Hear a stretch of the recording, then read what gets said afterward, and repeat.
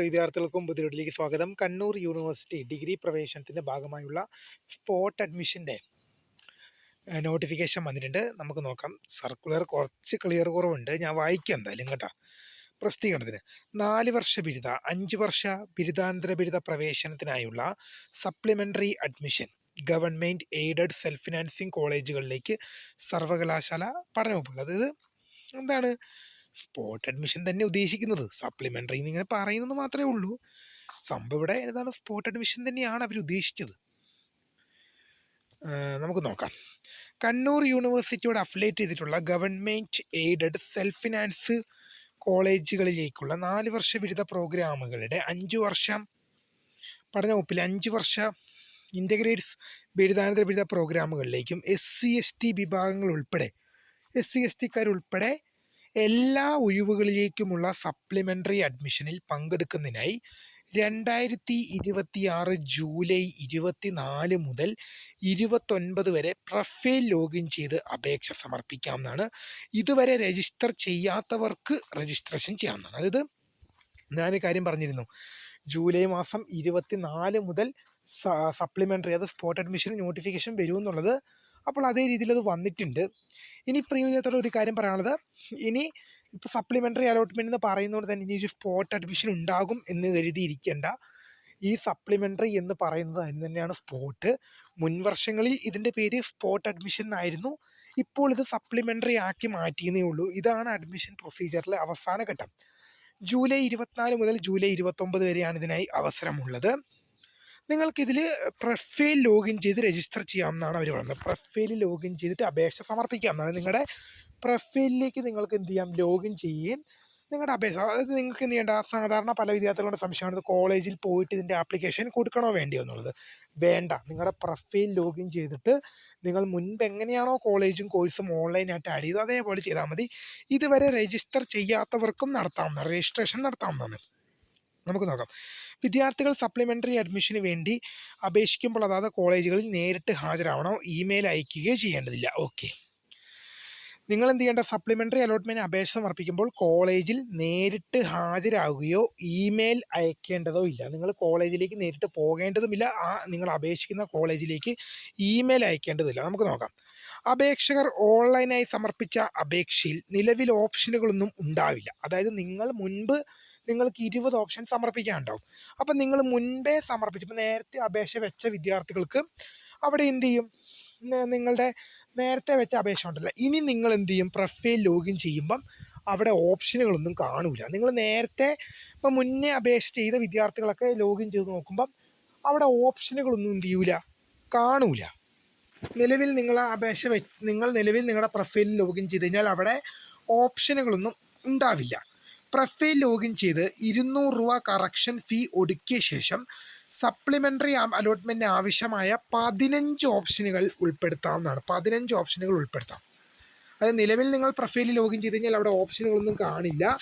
നിങ്ങൾക്ക് 200 രൂപ കറക്ഷൻ ഫീ ഒടുക്കി 15 ഓപ്ഷനുകൾ, നേരത്തെ 20 ഓപ്ഷനായിരുന്നു, ഇപ്പോൾ 15 ഓപ്ഷനുകൾ ഉൾപ്പെടുത്താം.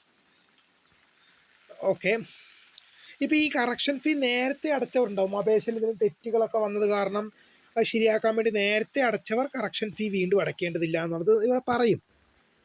കറക്ഷൻ ഫീസ് ഇനത്തിൽ 200 രൂപ ഒരു തവണ ഒടുക്കേണ്ടതായി ഇതുവരെ അലോട്ട്മെൻറ്റ് ലഭിക്കാത്തവർക്കും പുതിയതായി രജിസ്റ്റർ ചെയ്യാനും സപ്ലിമെൻ്ററി അഡ്മിഷന് വേണ്ടി കറക്ഷൻ ഫീ കൊടുക്കേണ്ടത്. ഇതെന്താണ്, നേരത്തെ അടച്ചവർ വീണ്ടും അടയ്ക്കേണ്ട, ഒരു തവണ അടച്ചാൽ മതി. പുതിയതായി രജിസ്ട്രേഷൻ ചെയ്യുന്നവർ, പുതിയതായി ആദ്യം മുതലേ രജിസ്ട്രേഷൻ ചെയ്യുന്നവർ കറക്ഷൻ ഫീ ഒടുക്കേണ്ടതില്ല.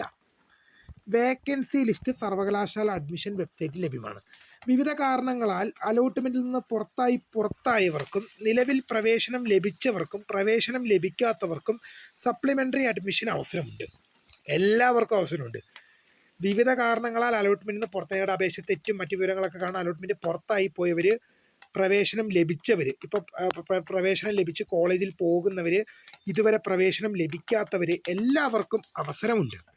അപേക്ഷ സമർപ്പിക്കാത്തവർ ഓൺലൈനായി രജിസ്റ്റർ ചെയ്യേണ്ടതാണ്.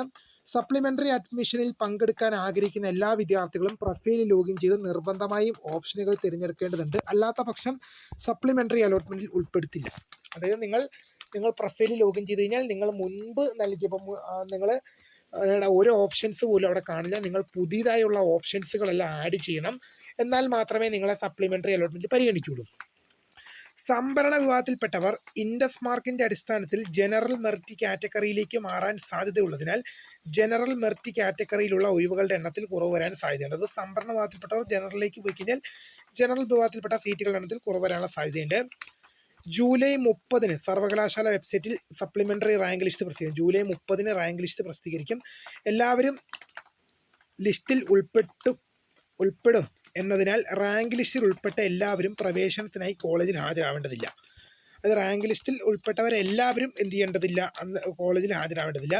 ജൂലൈ മാസം 31 മുതൽ 31/7/2026 മുതൽ 7/8/2026 ജൂലൈ മാസം 31 മുതൽ ഓഗസ്റ്റ് മാസം 31/7/2026 മുതൽ 7/08/2026 7/8/2031 മുതൽ 7/8/2026 ജൂലൈ മാസം 31 മുതൽ ഓഗസ്റ്റ് മാസം 7 വരെ നിങ്ങൾക്ക് അഡ്മിഷൻ നടക്കുന്നതായിരിക്കും.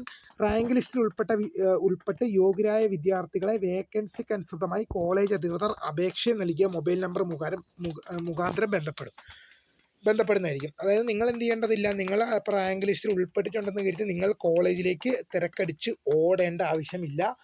അഡ്മിഷൻ കിട്ടാൻ യോഗ്യതയുള്ള വിദ്യാർത്ഥികളെ വേക്കൻസി അനുസൃതമായിട്ട് കോളേജ് അധികൃതർ അപേക്ഷയിൽ നൽകിയൊരു മൊബൈൽ നമ്പർ ഉണ്ടാവുമല്ലോ, ആ ഫോൺ മുഖാന്തരം ബന്ധപ്പെടുന്നതാണ്.